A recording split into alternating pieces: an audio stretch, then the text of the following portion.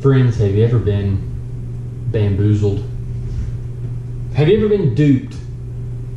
Have you ever had the wool pull over your eyeballs and not been able to see? Well, that's what happened to me at South Holston. Oh my gosh. I'll get to that more in a minute. I need to begin with an apology though.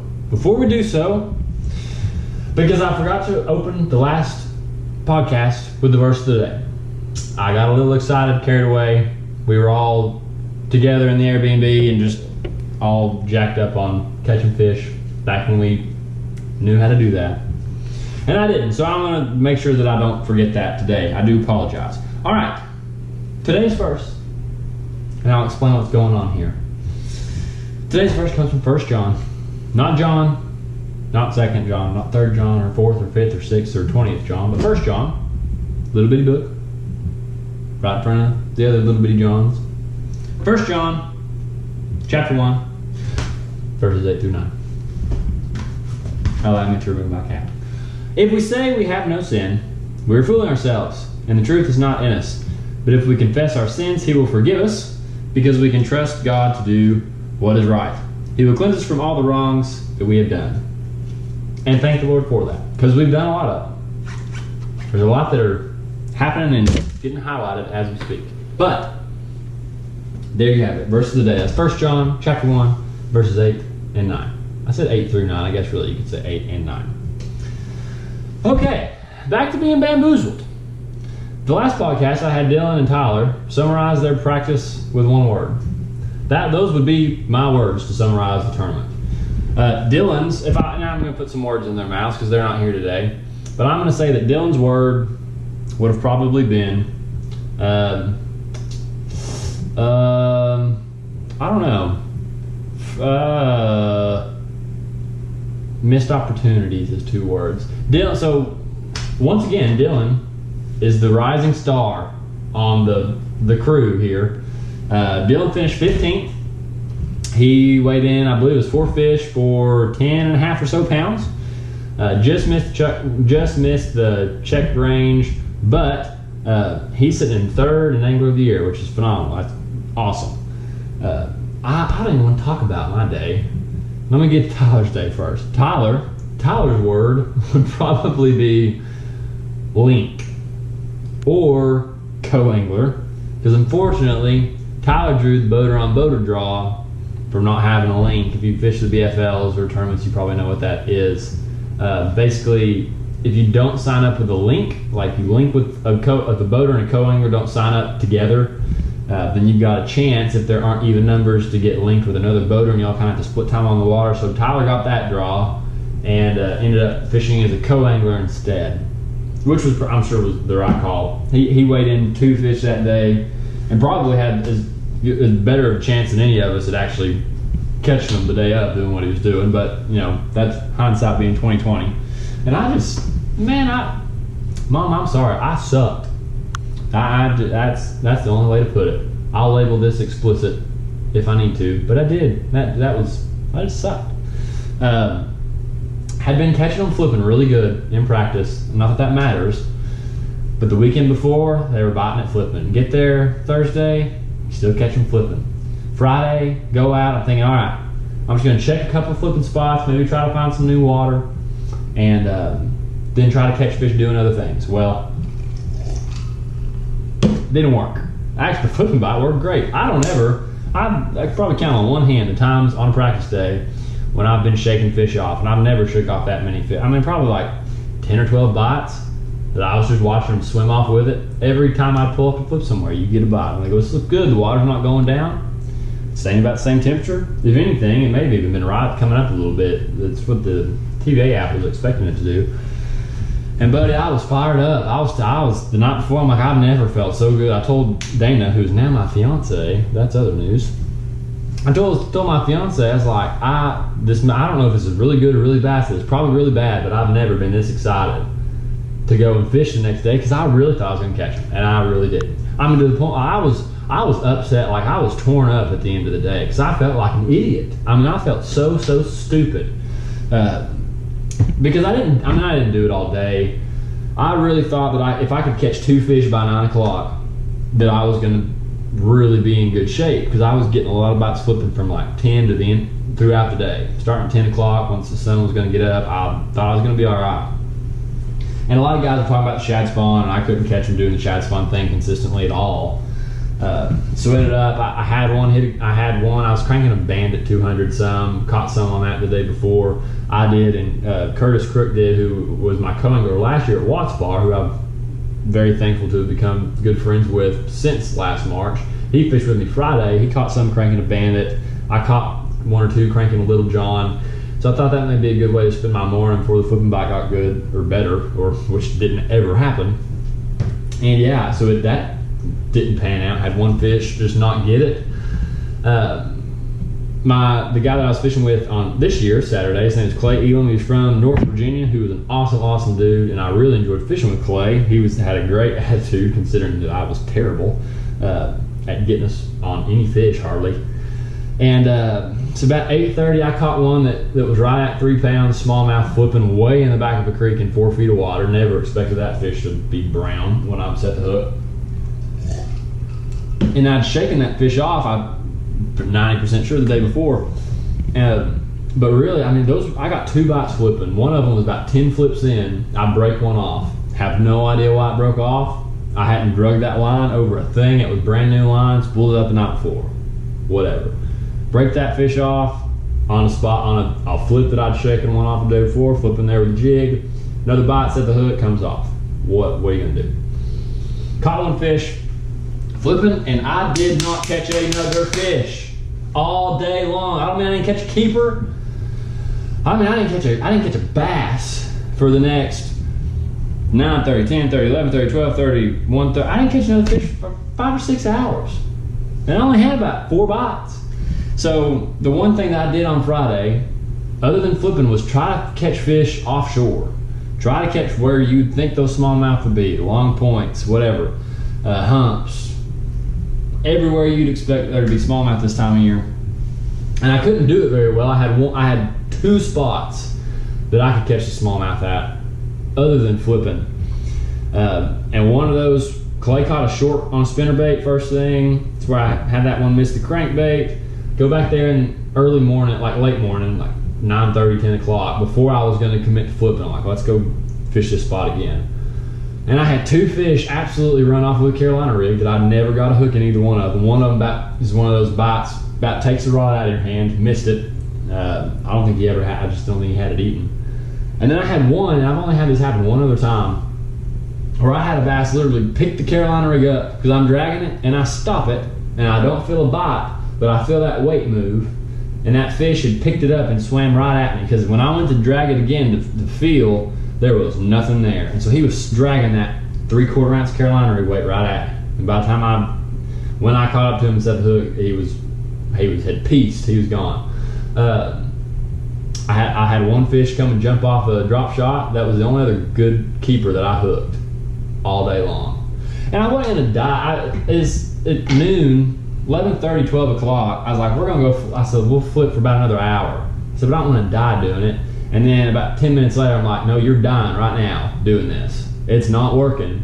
Do something else. And we went back down the lake, and we did a lot of different stuff. And I couldn't catch them. I whatever. But that was the most.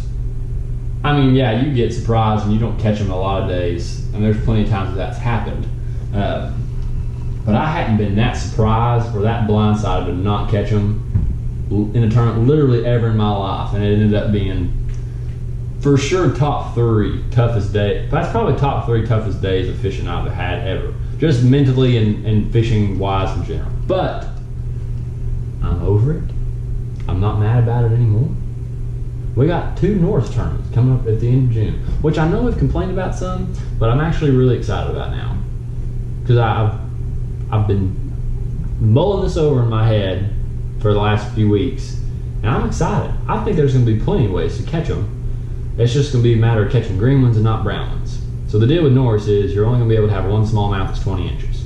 So you're going to have to catch a stud smallmouth. And 15-inch largemouth, probably going to weigh about the same as a 20-inch smallmouth does, which sounds stupid, but they're probably going to be spawned out and really skinny. That's probably a little bit of an exaggeration. but probably not that much of one. You might catch a 20-inch smallmouth that only weighs 3 pounds. I don't know because I'll never go up there in the summer, but I'm excited to. I think it'll be fun. I'll kind of get more in once I start getting up there and practicing a little bit. We'll get more in depth into that. One thing that's new, I'm gonna take a little side step here. One thing that's new for the podcast, and you don't know this if you're listening to it, this would literally be impossible for you to know, is that I'm videotaping it for the first time. When I need to, just as a way to get more content on the YouTube channel. And I've found out there's a lot of people that apparently like to watch podcasts being filmed. Probably you all that are watching it right now, if you're on YouTube watching this. So that's something new that we're going to start doing. It seems like if you're going to do a podcast, it doesn't seem very hard to videotape it. Just to add that little, sprinkle that little element in here. And I'm act stupid and do goofy things while I record one anyway, so I might as well videotape it. And it's going to let me show you some stuff, which actually, before I get off South Holston totally, probably what I need to do right now. Allow me to take a sip of water. Okay, now, you probably don't care about this. I wouldn't either. I don't know if I have to. I wouldn't either. That was probably loud. If you watched on YouTube, you'll understand why that was loud. Sorry. Okay, you probably don't care about what we didn't catch them on at South Holston, but I'm going to show you anyways. Because boy, the week before, all practice, we was wearing them out in practice. I mean, we was catching them really, really good. I probably had 17, 18 pounds every day of practice. Just the moon wasn't right and the wind was blowing sideways and whatever. Okay, but just to show you what we were throwing, I was catching them on only 2 things. And you don't see a lot of this in that pre-practice YouTube video just because we were catching them so good I didn't want to show it before the tournament, which sounds kind of goofy, but I mean, you never know who's going to watch it. Cool story on that later, actually. But anyways, this is what we were catching them on. This is, allow me to pull the camera closer. All right, this is just a boozy bug head. Anybody that's heard of the boozy bug knows what it is, obviously, and if you haven't, you probably don't know what it is, because that makes sense.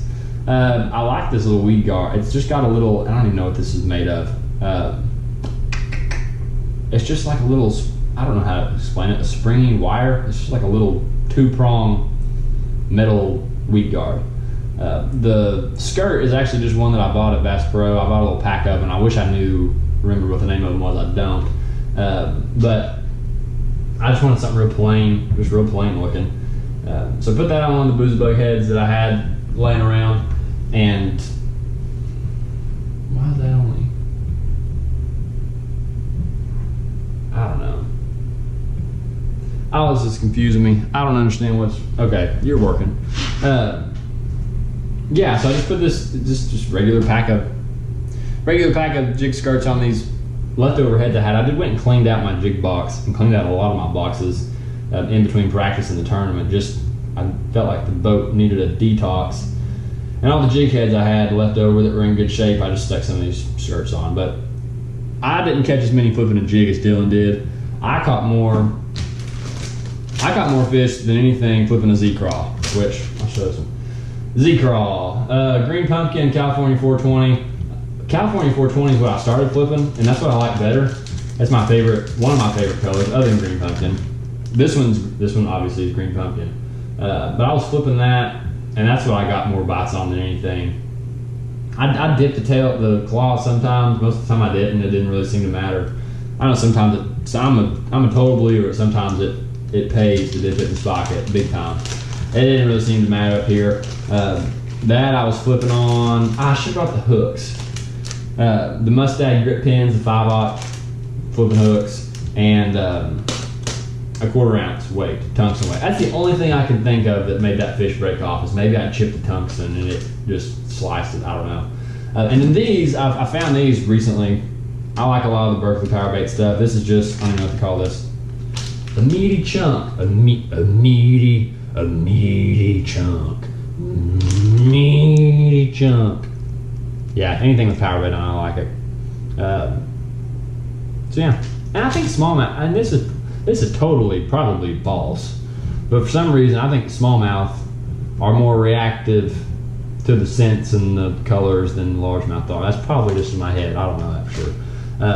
But I want to make sure I had some power bait to put on the jig there, and so that was the idea behind that. Obviously didn't work. I don't even think I was around the fish when I was flipping this, but what are you gonna do? All right, that was South Holston, Norris. I don't even want. Okay. You know how sometimes when you're making a plan in your head and you think of something, and as soon as you think of it, you're like, oh, like that's gonna work. Like this camera keeps glitching up. I'm gonna switch it all out. You're doing a fine job. And this camera, they kept doing that at the tournament. Luckily, or perhaps unfortunately, it didn't miss anything when it started doing that. But it's being weird. I don't know what it's doing. Oh well. Sorry, I just remembered, if you're not watching this and you're listening to it like we have every other time, you don't have a clue what's going on. I'll get back to what I'm talking about. So you know how sometimes you're just sitting around and you're thinking, you're like, oh man, I just had a really good idea. And you're like, I think that's gonna work. I had one of those ideas for Norris. Is it gonna work? I don't know, because I've never done it anywhere. I've never done it at Norris. I don't think I've done this anywhere. But it's that idea in my head. I'm like, I think that might work. So I'm gonna keep my fingers crossed. But a lot of things, I mean, I know I'm probably 99.9% that I'm gonna spend all my time in the clinch. Because that just seems to be where most largemouth are. I talked to a couple people that fish it a whole lot more than I do. I'm like, I've got to catch largemouth. Am I in the pal or the clinch? They're like, you've got to be in the clinch. So that's where I'm going to be. But yeah, now the only issue, and this is not even an issue because I have good friends that help me. My boat. So if you watch the YouTube video where I did like the introduction once I bought my boat and got the graphs on it that are my babies. It's got I bought the boat with fiberglass damage to the front left side of it, and I got to drop the boat off Monday, 1st of June. I dropped it off at Smoky. I'm gonna have to remember the actual name. I'm gonna look it up while I'm talking about it. But Smoky Mountain Fiberglass. It's real close to Norris Lake in Tennessee, actually. Robbie Dunn owns the place. He's somebody that I've known for a long time. His son Austin and I used to actually fish. We were both members of the Jefferson City Junior Bass Anglers. And fished that with Derek Samples, Dylan Kerr, and I'm trying to think, who were some of the other OGs? Those are the main ones. Kyle Stanford was in it. Of course, I wasn't even an OG, but I was there for a while. And, oh man, who am I forgetting? The one and only Mr. Alan Shelton was a member. And, yeah, that's probably about it. Anyways. They do some phenomenal fiberglass work. I can't wait. I really can't wait to see what my boat's going to look like. But the only problem that creates is that I probably will not have it for Norris. I won't have it for Norris. I'm not planning on having it for Norris. But Curtis, who I mentioned earlier, is kind enough to let me take his bullet, which I'm really excited about fishing out of the bullet. I like bullets. I know bullets are bullets are the boats where you're either like, oh, you don't own a bullet unless you're going to go really fast. Or you're like, bullets are the greatest boats ever made because they can go really fast. I like bullets. I think they're awesome looking. And I like them. So I fished out of one like 6 or 7 years ago. But he's nice enough to let me use his bullet, so I'm going to fish at it for Norris. So thank you, Curtis. It's Smoky Mountain Marine and Fiberglass Technologies, LLC is what that is. You can find them on Facebook or a new number of other ways, I'm sure. But anyways, yeah, I dropped that boat off with Robbie. Then I actually went and picked up my now fiance's engagement ring right after that, which was cool. And yeah, so boat's in the shop, but we got one we can use. Okay, other news. I'm looking at my little rundown here. This is what it looks like every time. Let's see. Showed you what I want to show you.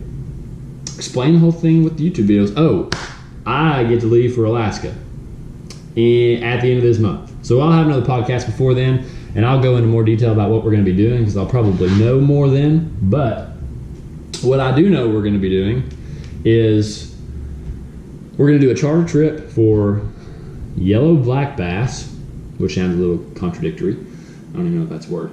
Contradicting. Yellow black bass. Black and yellow, black and yellow, black and yellow. Maybe halibut and lingcod. So Grant, who I'm staying with, kept telling me about lingcod. He's like, we're going to fish for lingcod. They're one of people's favorite ocean fish. They love lingcod. I'm like, I don't know what that is, but I didn't tell him that. And then he asked me, he's like, do you know what lingcod is? I have no idea. And so then he sends me a picture of a lingcod. And if you don't know, actually, while I'm explaining this, I'll pull this up. Curtis just texted me. Paid both Norris tournaments, ready to get them. Heck yeah, I'm ready to get them too. Okay, he said, do you know what lingcod is? I said, I have no idea. I said, you've been talking about it this whole time and I've been clueless. And so he sends me a picture of a lingcod. Oh my gosh, if you don't know what a lingcod is, and this doesn't show it clear enough to where you can actually tell from the picture what a lingcod is, you should look it up because they look like those gigantic Goliath grouper is what they look like. And I don't know, I really don't know anything about them. I'd never heard of them until he mentioned it. So this is what a lingcod is. And I don't know, like that's probably a big one, but regardless, I replied, I was like, I want to catch one of those. So we're doing that. We're going to do, this is what he sent me. Lingcod, yellow black bass, halibut trip. So there's a chance for a multi-day raft trip. Heck freaking yeah. King salmon, a river trip for king salmon. I mean, it's gonna be really, really cool. So I cannot wait for that. St. Lawrence River, I leave the day that I get back from Alaska. I've got one day and then I'm going to St. Lawrence River. I just excited. Yeah, and that's about it. Going to be a little bit shorter episode today. Only other things I've got coming up before Norris is I'm going to make another trip to the lease, the hunting property, just to do a little bit more scouting. There's a couple areas that I found I want to look at a little bit more that I've never really been in or hunted. Check out the trail cameras, see how those bucks are developing. I'm going to start doing some YouTube videos on that as well, just before hunting season gets here. Do just kind of like trail camera updates every once in a while. I cannot wait to see what deer from last year pop up again. Because last year was my first year running the cameras all year long.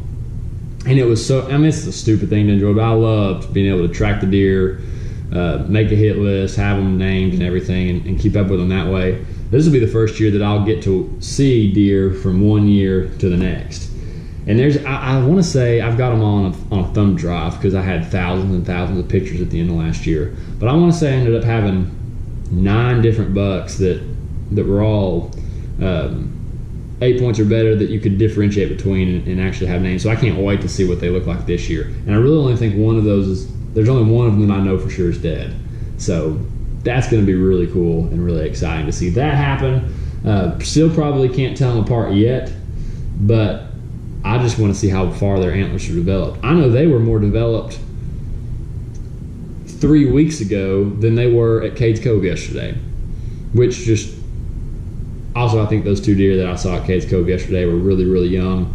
But also, I mean, we had bucks 3 weeks, a month ago that have already they've forked. The mass on the bases is real obvious.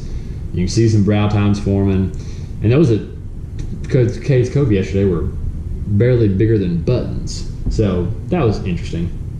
But yeah, so fishing and hunting wise, that's really all we got. But I do want to say one more thing that I think was really cool. One cool thing about Anchor, I've mentioned this before, but Anchor will show you how many listeners you've got, which we broke 250 total listens on the last podcast. It's obvious that y'all like the episodes better when I have other people on here. Understandably so. I like those episodes better too. But having Dylan and Tyler definitely helped. So we broke 250, and we picked up a listener from Germany. So hello, Guten Tag. I don't know if that's correct or not. I apologize if that's offensive to speak incorrect German. Guten Tag, and Danke for listening. Danke. I know that's thank you. And let's see, Ireland. 5% of the listens come from Ireland. That's cool. So yeah, I don't have the whole state breakdown in front of me again, but anyways. So thank you to our international listeners. You're making a Southern redneck think that's cool. I think that's all I got. I'm mulling it over my brain one more time just to make sure. But yeah, 99% sure. All right. Thanks for listening to the podcast. I'm hoping next time I'll have somebody else on here with me again, breaking down Norris, getting Norris ready to talk about. Yeah. That's exciting. 2 tournaments, 2 one-day tournaments back to back. Coming at you. All right. Thanks for listening. Fins to Forsters.